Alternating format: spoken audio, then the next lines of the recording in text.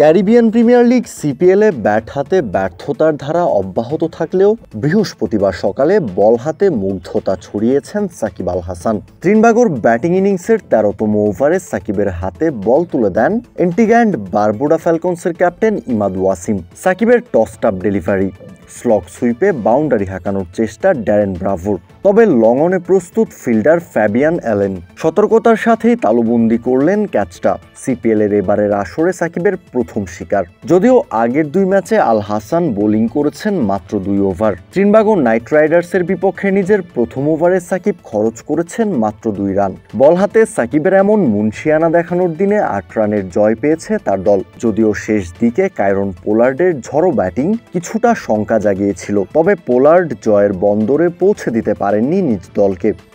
সব মিলিয়ে 4 ম্যাচের 3টায় জিতে পয়েন্ট টেবিলের শীর্ষে উঠে এসেছে সাকিবের দল Antigua and Barbuda Falcons. Walton এখন দেশের সীমানা পেরিয়ে পৌঁছে গিয়েছে 50টিরও বেশি দেশে। ওয়ালটন, ঘরে ঘরে বিশ্বজুড়ে। সুনীল নারিনের বলে সুইপ শটে 4 রান, টাইমিংটা ভালো হয়নি তাতে কি? সিপিএলের প্রথম 2 ম্যাচে ব্যাট হাতে ব্যর্থ সাকিব আল হাসান এই বুঝি ঘুরে দাঁড়াবেন। 1000 মাইল দূরে বাংলাদেশি ভক্তরা টিভি সেটের সামনে বসে পড়ল আশার ফানুস উড়িয়ে।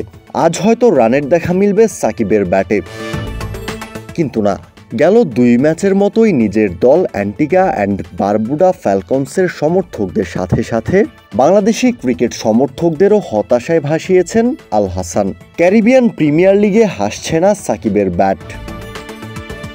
হেলমেটের স্ট্র্যাপ কামড়ে ধরে ব্যাট করতে নেমে যে সাকিব রীতিমতো ধুঁকছেন তাও বেশ স্পষ্ট হয়ে উঠল আরও একবার।